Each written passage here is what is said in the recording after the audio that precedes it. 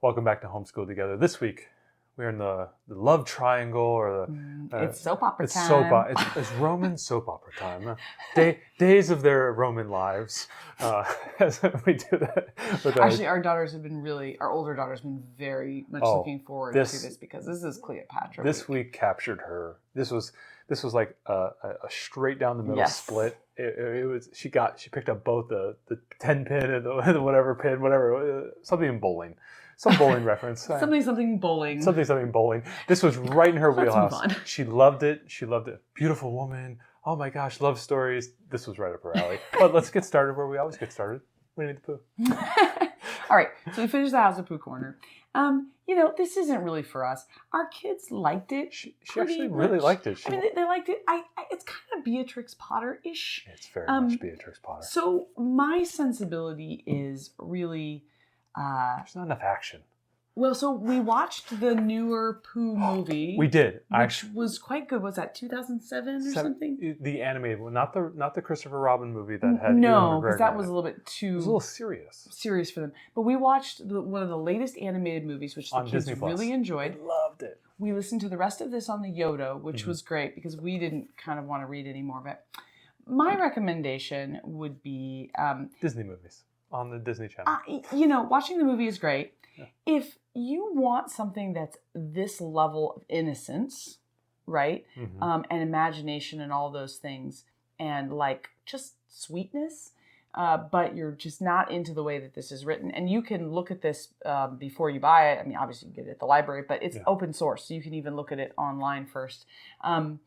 On Project Gutenberg. But I would suggest if you didn't do Level K Around the World and you didn't read the Very, Very Far North, that has a very similar vibe, but I liked it way better than this, I think, because of the modern writing style, but it still had that like level of just kind of pure innocence. And I think it would even go better in first grade in some ways because your child will be a little bit older for it. So if you like the idea of it but don't love the writing, think about that.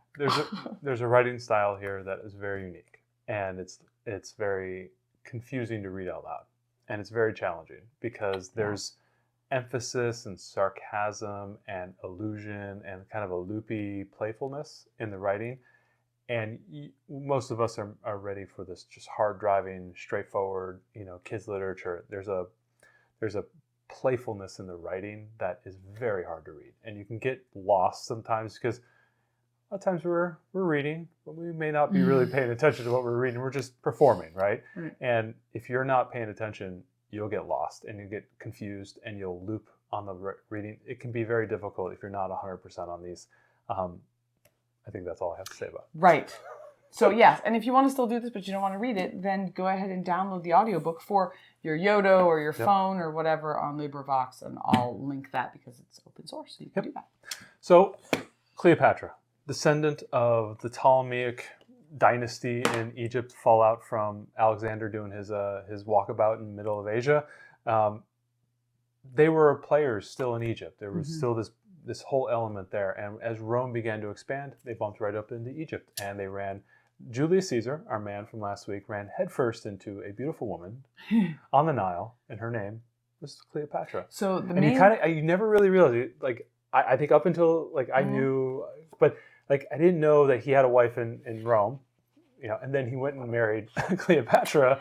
I told you it was spicy. It was spicy, and so he fell head over heels for her. And you think there's like this brutal, if you listen to Dan Carlin, Hardcore History, the Celtic Holocaust was the episode where Caesar in Gaul just absolutely laying waste, and all of a sudden he goes to Egypt and he just like a high school boy falling head over heels for the cheerleader. Like he just falls for her, and it's amazing. And the story of her and him, it's really interesting. It's like a really torrid love affair. Like they loved each other. It was wild. Well, yeah. But she was kind of this manipulative. Until she loved Mark Antony.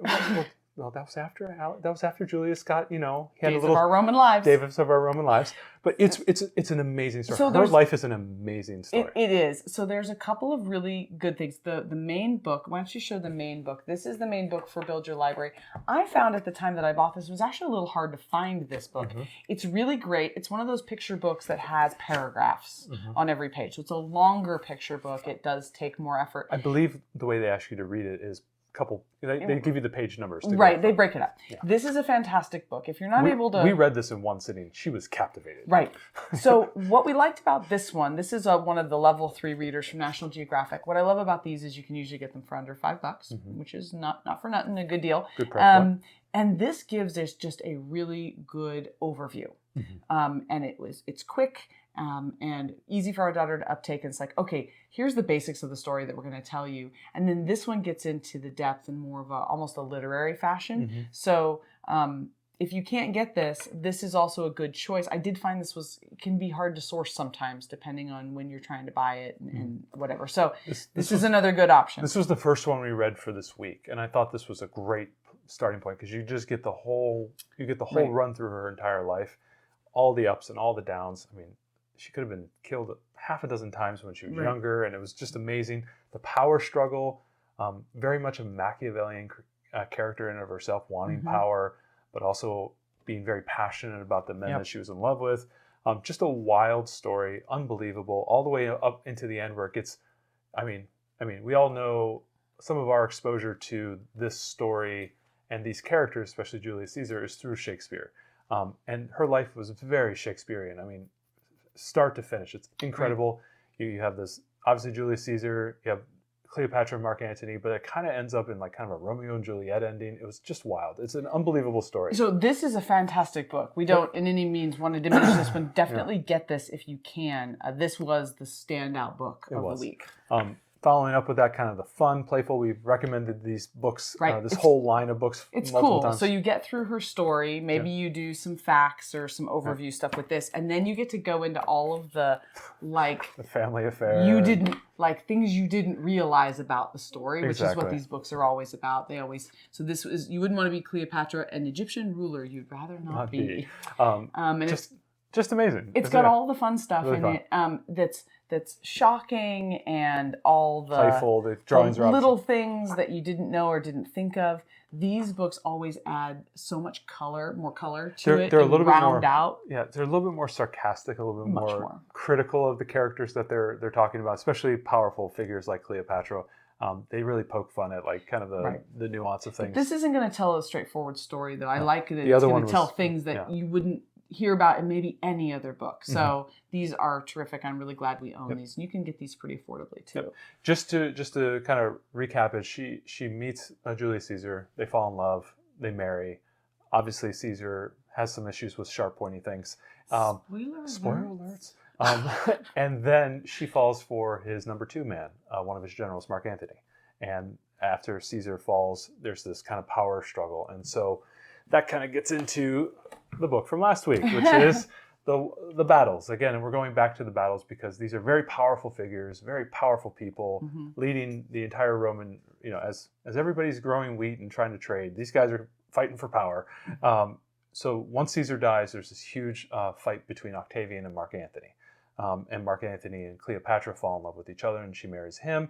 And there's this battle for the control of the empire. And it ends here in this famous battle called Actium in modern-day Turkey, where Mark Antony and Octavian meet in a battle with boats in this harbor, in this bay. And it's unbelievable. And there's this whole breakout where Cleopatra and all her gold and jewelry and her clothing and everything is put on a bunch of boats, and they sail back to Egypt. And Mark Antony maybe abandons all his soldiers to save his wife.